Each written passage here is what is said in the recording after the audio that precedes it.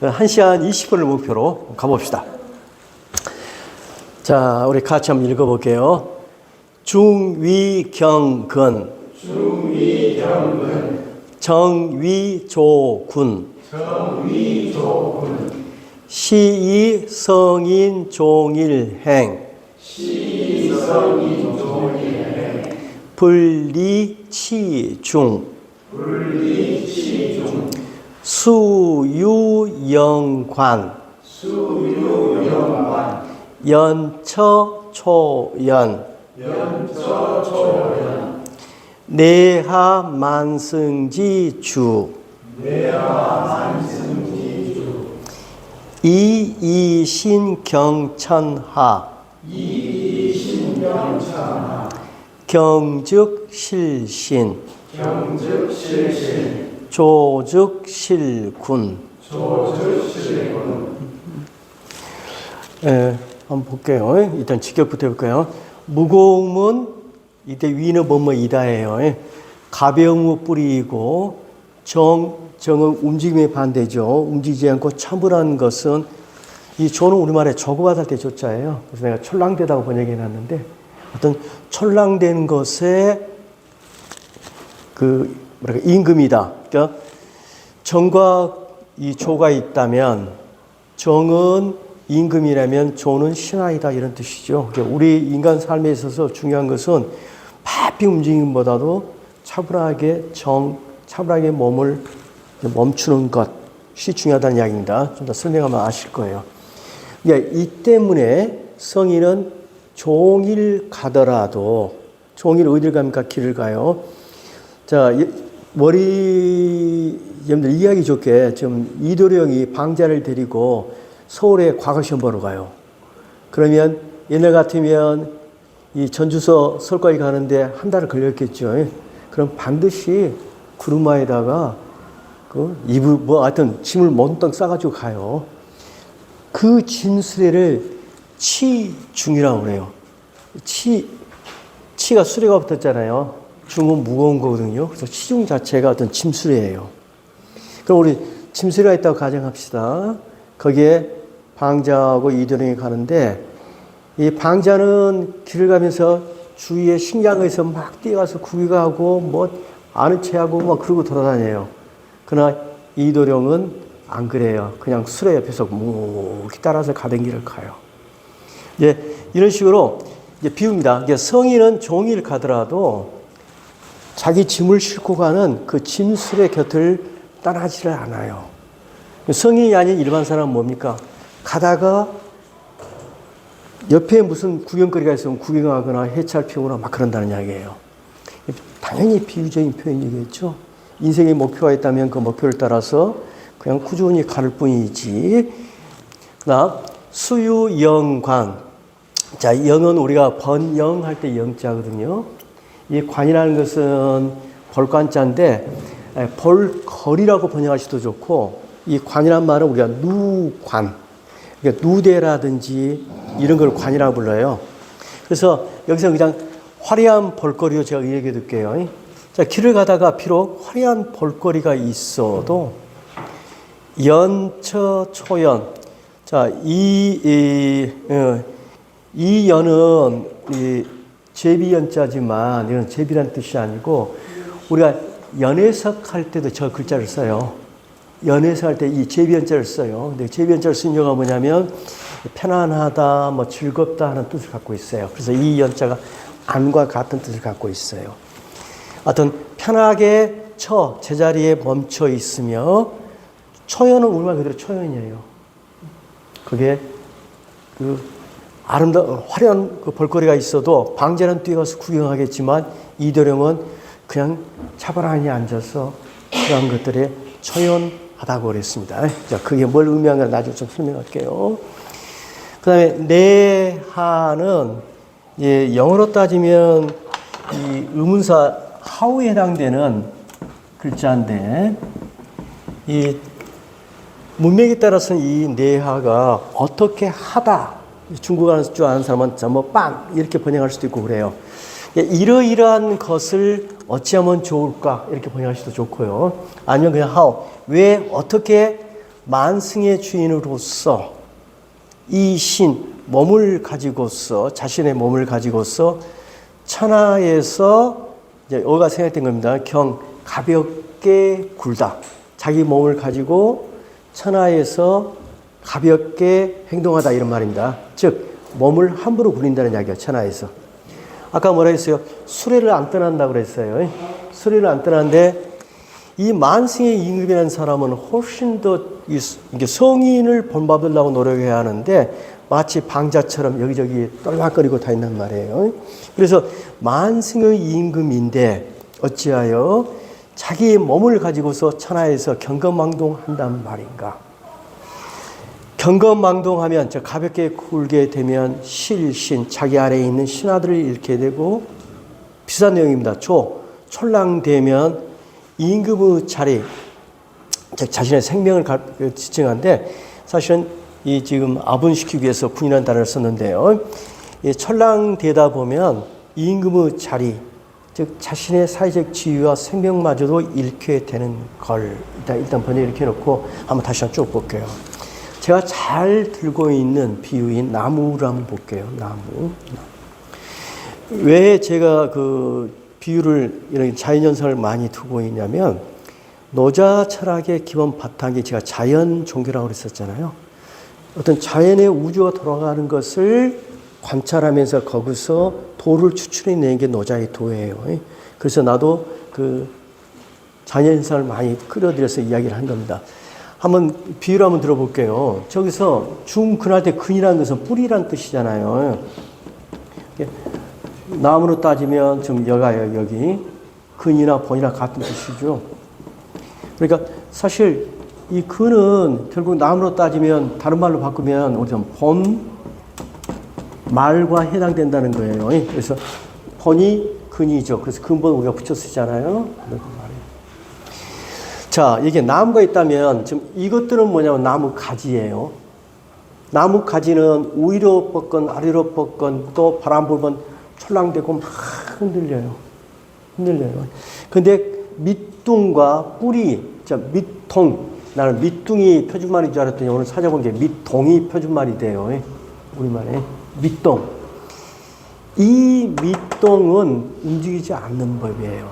자, 이것이 우리 흔히 보는 우리 주위에 그 나무가 갖고 있는 어떤 도가 투영된 어떤 모습이에요. 그럼 이걸 인간 세계에 갖고 들어오면 가령 한 나라의 밑둥이 된 임금, 한 나라의 기둥이 되는 사람은 임금이잖아요. 상징적으로 어쨌든 간에 그 임금은 이 가지처럼 촐랑되면 안 되는 거예요. 밑둥처럼 있어야 하는 거예요. 그래서 실제로 조정에서 회의를 하면 임금은 센터, 좌우, 좌의정 양쪽에다 늘어놓고 자기는 센터에 가만히 앉아 있잖아요. 그러면 아랫 사람들끼리 서로 탁대질하고 싸우든 말든 뭐든. 이게 이제 기본 틀인 거예요. 그래서 그걸 연대해 놓고 보시면 어떤 무거운 것은 가벼움에 뿔이 있고 어떤 편은 비슷하죠. 무겁기 때문에 차분한 거죠. 응? 촐랑되지 않. 이쪽으로 올수록 무거워지죠. 그리고 무거울수록 움직임이 적고 차분하죠. 그 차분한 것은 나뭇가지나 시나 뭐 이런 것처럼 촐랑되는 것들의 임금이다. 이게 자연현상이지 않느냐. 여태 임금은 그러니까 비유적인 의미입니다. 꼭 킹이라는 뜻이 아니고 뭐 주인이라고 이해가 좋아요. 촐랑됨의 주인인 것이다. 그렇기 때문에 성인은 이러한 자연의 이치를 본받아서 종일 가더라도 가능한 리중 그러니까 짐수레죠. 짐수레는 지금 그 일행이 갖고 있는 핵심적인 중요한 어떤 행지라는 어떤 팀일 거예요. 그 팀을 벗어나지를 않아요. 비록 길을 가다가 주위에 화려한 볼거리가 있다 하더라도 연처해서 편안하게 거처하면서 편안하게 이 수레 곁에 거처하면서 거기는 초연해요. 왜? 길 가는 게 목표이기 때문에 그렇다는 이야기예요. 저는 이걸 실천하려고 노력해요. 그래서 저는 단풍놀이철이 되어도 놀러 안 가요. 그러니까 어디 내장산 단풍 좋다 우르르 몰려가서 사람 뒷꼭지만 보고 오느니 차라리 동네에 그냥 서 있는 나무에 한 그루가 단풍 든 걸 보고 가을을 느끼고 가을 전체를 내 마음속으로 상상할 수 있다면 그게 훨씬 더 가을을 느끼는 방법일 거예요. 가마솥 한솥 고깃국을 끓였다고 해서 그 고기를 다 맛봐야 맛을 알 수 있나요? 거기서 한 잔만 딱 먹어보면 그냥 아니잖아요, 우리 도사들은. 근데 그런 삶을 살아야 해요. 그러니까 성인은 그런 삶을 사는 거예요. 아무리 볼거리가 있어도 그냥 편안하게 거처하면서 사람들이 좋다고 떠들어대는 것에 초연해요. 자, 여기까지는 뭐 하느냐? 중하고 정한 이상적인 통치자인 성인들은 이렇다는 거예요. 근데 두 번째 단락은 요즘 노자시대에 있는 임금들은 이렇지는 못해요. 다 방정을 떨고 있어요. 그래서 뭐라 하냐. 자, 만성기추, 만대의 전투용 수레를 동원시킬 수 있을 정도의 규모의 나라. 원래는 천자의 나라를 가리키는 말이지만 그냥 천자에 준할 정도로 큰 나라, 뭐 이런 어감으로 쓰이는 말이에요. 그런 나라의 임금으로서, 그럼 얼마나 중요한 그 뿌리이고 임금이에요. 그런데 자신의 몸을 가지고서 밑둥이 되지 않고 천하의 경거망동을 하는 것을 어찌하면 좋을꼬, 이러고 세상을 어찌하면 좋을꼬, 이런 말입니다. 그래서 몸을 가볍게 여기면 신하를 잃게 되고 또 경망스럽게 굴면 임금을 잃는데, 임금 자리까지도 잃는데, 이렇게 되는데, 제가 여러분들 기억을 돕기 위해서, 이해를 돕기 위해서, 그러니까 경망스러운 임금 한 예를 들어드릴게요. 그러니까 노자가 아무 역사적인 근거 없이 이런 말을 하고 있지는 않고, 노자는 뭐 자연도 보지만 그 자연 이 섭리에 반하는 세속의 임금들 혹은 역대 임금들의 잘못된 모습도 남대로 공부하고 꿰뚫어 봤겠죠. 그래서 중국에 이제 우리 역사적으로 보면요, 이 주나라가 굉장히 중요해요, 정신적으로는. 왜냐하면 중국인이 갖고 있는 중국 사상의 가장 뿌리가 다 주나라 때 만들어진 거예요. 예를 들면 잘 아는 우리 종갓집 제도라든지 종법 제도라든지 봉건 제도 이런 시스템이, 그리고 기본적으로 그 어떤 뭐니까 우리가 그 뭐 육부입니까? 뭐 예부, 형부, 뭐뭐 이런 제도가 전부 만드는 게 주나라 때거든요. 근데 이 주나라는 크게 서주와 동주로 나눠져요.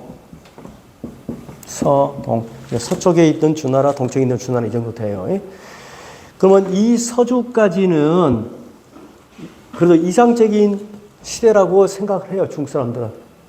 그래서 이때는 주가 천자의 나라이고 실제로 천자로서 역할을 했던 그런 사회 전체적으로 시스템이 안정됐던 시대이고, 동주 이후는 그 유명한 춘추 전국 시대예요. 춘추 전국 시대는, 자, 춘추와 전국은 둘 다 역사책 이름이에요, 원래는. 그래서 춘추라는 역사책에 기록되어 있는 시기가 동주의 전반부예요. 그 다음에 전국책이라는 책에 쓰여있는 역사책이 동주의 후반부예요. 그래서 이 시대에만 춘추 전국 시대면 천자는 명목상 이름만 있지 실질적으로는 제후들이 다 독립국가 형세를 해요. 그래서 천자는 그냥 립 서비스로 모시는 거지. 근데 제가 이제 강조하고 싶은 것은 이 터닝 포인트, 이렇게 갈라놓은 이를 역사적으로 만든 사람이 누구냐? 유왕이라는 왕이 있어요.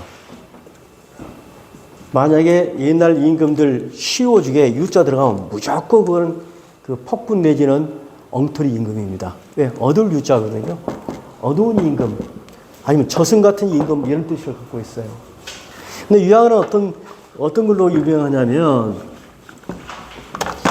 유양에게는 원래 지 와이프가 있어요. 신씨가 있었어요, 신씨. 그래갖고 태자도 낳고 뭐 잘 살고 있었는데, 어느 날 포라는 지역에 조그만 나라를 공격해서 거기에서 이 포로로서 미를 하나 얻어요. 근데 그 미인의 이름이 포사예요. 근데 이 여인이 예뻤는 모양이에요. 그래서 유황이 이 포사에 뿅 가게 됩니다. 뿅 가게 돼. 그래서 이 포사를 굉장히 사랑하고 예뻐해요. 그래서 여기서도 아들을 또 봐요. 자, 이 여인을 너무 예뻐한 나머지 원래 정 부인한테 난 태자 왕비 다 폐위시키고 이걸 정비로 승격시켜주고 이 몇째인지를 모르겠습니다만은 첫째가 아닌 이 애를 태자로 삼는 일을 해요. 이제 그것보다 더 중요한 이야기는 이 포산한 여자가 요즘은 굉장히 내숭정이 있는가 봐요. 남자를 완전히 가지고 놀 줄 아는 여자예요. 남자를 정말로 잡으려면 남자 앞에서 잘 웃으면 안 돼요. 그것은 남자한테 끌려가는 거거든요. 진짜 여시 같은 여자는 안 웃는 거예요. 안 웃는 거예요. 그럼 남자가 안달해서 어떻게니 웃겨보려고 노력을 해요. 그래서 유황이 포사를 웃겨보려고 별의별 짓거리를 당합니다. 별의별 짓거리. 자, 뭘 한다고요?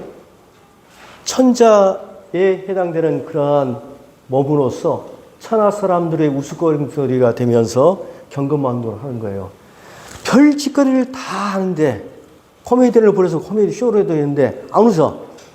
그래서 최후 방법으로 한번 생각한 게 어쩌면 이러면 재밌을지 모르겠다 싶어서 봉화불을 올리게 하고, 자, 옛날에 봉화불을 올리면 주위에, 이게 천자의 나라 주위에 있는 제후들이 무조건 뛰어와서 천자의 나라를 도와줘야 해요. 군대를 이끌고 가서. 왜? 적이 쳐들어왔다는 거니까. 그래서 봉화불을 올렸더니 주위에 제후들이 확 군대를 몰고 딱 온 거예요. 이게 포사가 보고 그때서 칼칼칼 재밌다. 자기 너무 재밌다 하니까 임금이 심심하면 봉화불을 올리는 거예요. 봉화불 올려. 그러면 오고 아, 연습 장난이었어 가 했다는 거예요. 그럼 또 포사랑 깍깍깍 웃고. 그러니까 이 시시의 아버지가 있었는데 그 아버지가 견디다 못하고 견융이라는 오랑캐죠. 유목민족이에요. 유목민족과 결탁을 해서 치로합니다. 그래서 결국 유황을 죽이고 이 서주가 멸망을 하죠. 멸망을 하고 이 서주가 통째로 도망가서 생긴 나라가 명명을 이은 게 동주가 되는 거예요. 이러면서 그 서주 시대는 막을 내리고 춘추 전국시로 접어들어요. 자, 이 터닝 포인트에서 결정적인 역할을 한 사람이 누구냐면 유황이에요. 그 유황의 잘못은 뭐냐? 제일 큰 게 뭐냐? 이거예요, 경. 그러니까 간혹 보면 노자를 읽다 보면 아니면 장자를 읽다 보면 감정 컨트롤, 감정 희노애락을 팍 내놓고 하는 걸 칭찬한 적이 사실 별로 없어요. 여러분들 웃는 것도 사실은 또 하나의 폭력일 수 있어요. 이 사람 보고 웃으면 안 웃어주는 사람한테는 폭력인 거예요. 이해돼요? 이 여자 웃기려고 막 노력한 것은 누구한테의 폭력이었어요? 얘한테는 폭력이었어요. 어쨌든.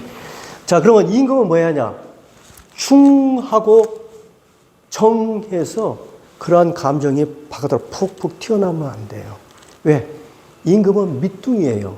밑둥으로 움직이는 거 아니에요. 경건망도가 하는 거 아니에요. 자, 여러분들 우리 생활로 돌아오면 저는 어떻게 이걸 받아들이냐면, 여러분 우리가 마음과 육체를 뭐 이분시킬 필요는 없지만 마음과 육체를 우리 나눠봅시다. 마음이 근일까요? 아니면 육체가 근일까요? 마음이 당연히 밑동인 거예요. 그래서 여러분들 손발은 부지런하게 움직이십시오. 그러나 마음은 초질간할 수 있는 자기 나름대로의 확고한 길이 있어야 해요. 그래서 마음은 무겁고 차분하고 손발은 바삐 움직이고 이게 바로 도를 닦는 삶이 되는 거예요. 자, 이제 이 유황을 떠올리고 나면 이 뒷 내용은 전부 이해가 될 겁니다. 그러면 이제 앞의 내용은 이제 반대로 예를 들면 이제 논어에서 제가 한 구절을 따와 볼게요. 논어에 보면 이런 말을 합니다. 야, 순임금은 정말 여순시대의 순이에요. 순임금은 정말 위대하시도다. 순임금은 하는 일이 뭐냐? 무의, 아무것도 없어. 노자가 똑같은 생각을 해요. 무의. 아무 일 없이 남쪽을 향해서 그냥 가만히 앉아만 있어. 그런데 세상이 정말 잘 돌아가는구나. 이 임금이 최고다. 그러면 그 순임금이 하고 있는 게 어떤 모습이냐? 중하고 정한 모습이고, 그게 육아의 궁극적인 목표의 점에서는 어쩌면 동화와 통할 수 있는 길이기도 해요. 무의라는 점에서. 궁극적인 것, 궁극에서는. 자, 돌아올게요. 자, 같이 한번 번역 다시 한번 해보고. 자, 무거움은 가벼움의 뿌리이고, 뿌리가 되어야 하고, 차분함은 촐랑됨의 임금이 되어야 한다. 이 때문에, 이게 진리이기 때문에, 시로 이 때문에 성인은 종일 어디 장거리 여행을 하더라도 짐수레를 벗어나지 않는 것이다.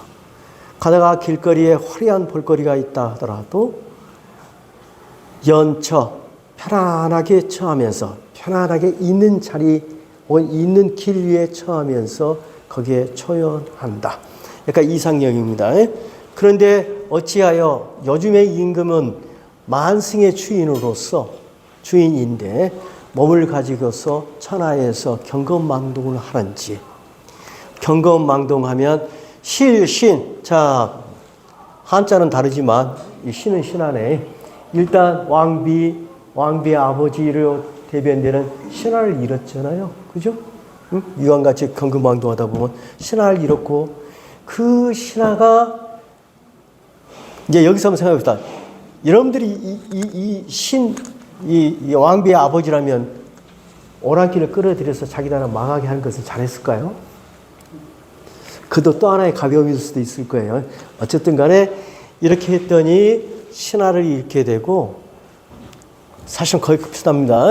경솔하면 임금의 차리 더 나가서 자기의 목숨까지도 잃게 된다. 여기서 이제 말 그러면 그냥 임금 자리를 잃게 된다. 이렇게 됐죠. 자, 같이 한번 읽어볼게요. 어렵지 않죠? 무게 잡고 사십시오. 자, 중위경근. 정위조군. 시성인.